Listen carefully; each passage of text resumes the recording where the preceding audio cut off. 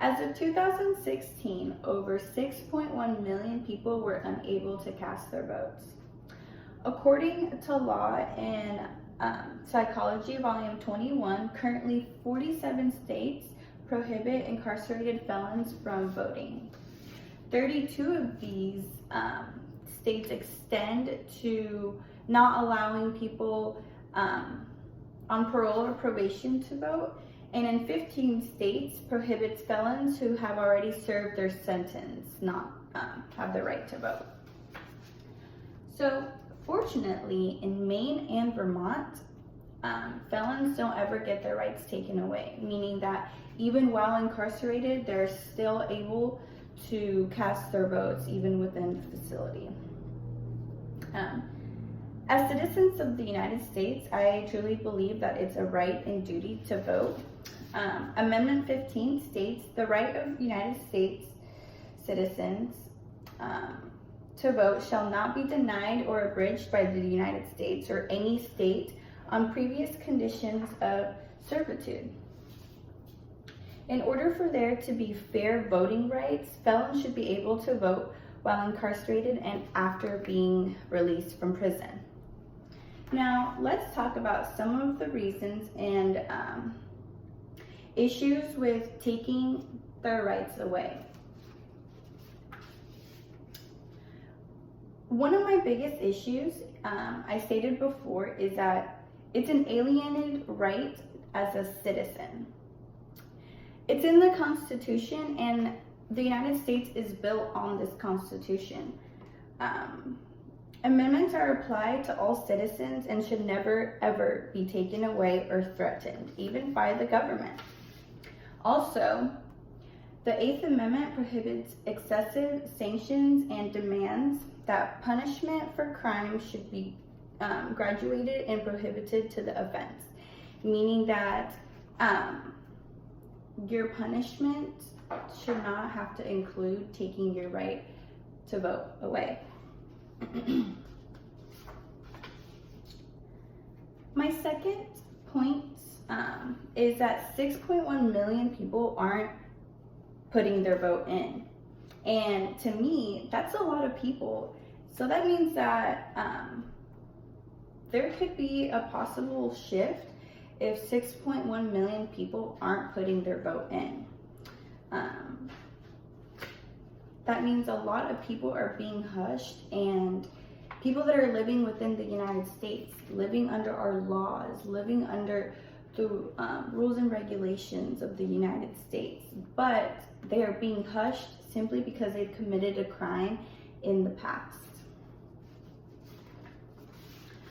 A quote from Steve Chapman, a columnist and editor-writer for the Chicago Tribune, stated that we let ex-convicts marry, reproduce, buy beer, own property, and drive. They don't lose their right. They don't lose their freedom of religion, their rights against self-incrimination, or their rights not to have soldiers quartered in their homes in time of war. But in many places, the assumption is that they can't be trusted to help choose our leaders. If we thought criminals could never be reformed, we would never let them out of prison in the first place. When a person is released from prison, they're trusted to be within our community, to do what is right. They're given a second opportunity in life to follow rules and to be a member of society. Often people have a hard time moving on with that part of their life because they're constantly being labeled by their bad choice that follows them around everywhere you go. When you try to get a job, you have to list that you're a felon. Going to school, buying a house, all these things are constantly being affected by your label. Even if it's something that you did 5, 10, 15 years ago, that will always still be there. And to not be able to vote and to be hushed for something that happened so long ago can really, really cause harm to the person and ultimately the community as well. So how can someone move on and do better when you're still being punished for a crime even after serving your sentence? Now that I've told you why it's unethical, let's look at some of the sanctions or some of the solutions to the problems and how we can move on and improve not only the United States, but the rights of others. I believe that giving felons the right to vote would reduce their chances of recidivism. They don't have that constant label, that constant stigma dragging them down. When you take that label away from them, like I stated before, it would be so much easier to find a job.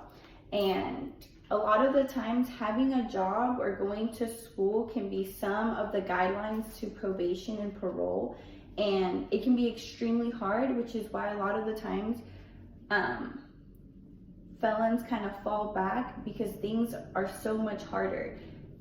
They've been incarcerated and locked in prison, and we release them out to the world and expect them to do all these things that citizens that have been within the community to do, but it just gets 10 times harder, which is why a lot of the time our people end up going back to jail because things are just so much harder. They don't have that constant label making their life even after their sentence harder. My second solution would be making it publicly known is very important. There's a bad stigma on felons, but it must be understood that just because they've committed a crime doesn't make them less human or lesser citizen than someone who hasn't committed a crime. We've all broken rules, of course, some more severe than others, but we are still under the United States, we are still protected under the Constitution, and we are still living within the country and following the rules and laws.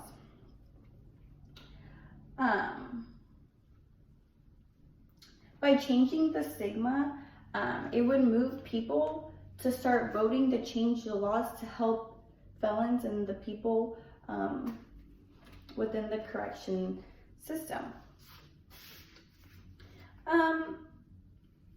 When people get better informed about issues around them, they're more likely to start electing people that with political power that can change laws.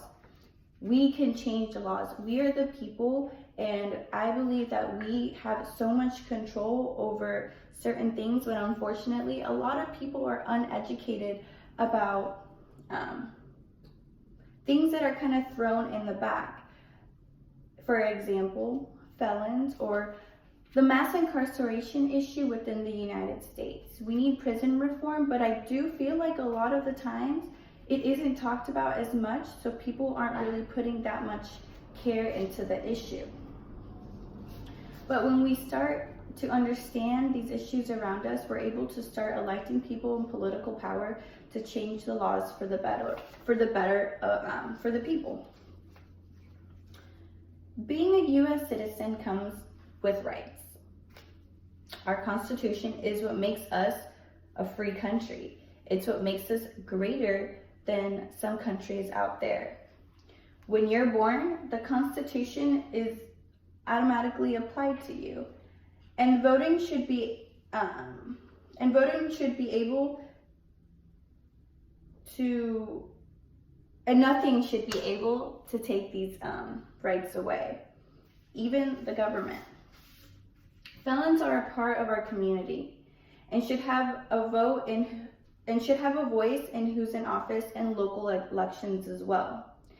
6.1 million people aren't allowed to vote. In order for there to be fair voting, I truly believe felons should be able to vote while incarcerated and after being released. Thank you.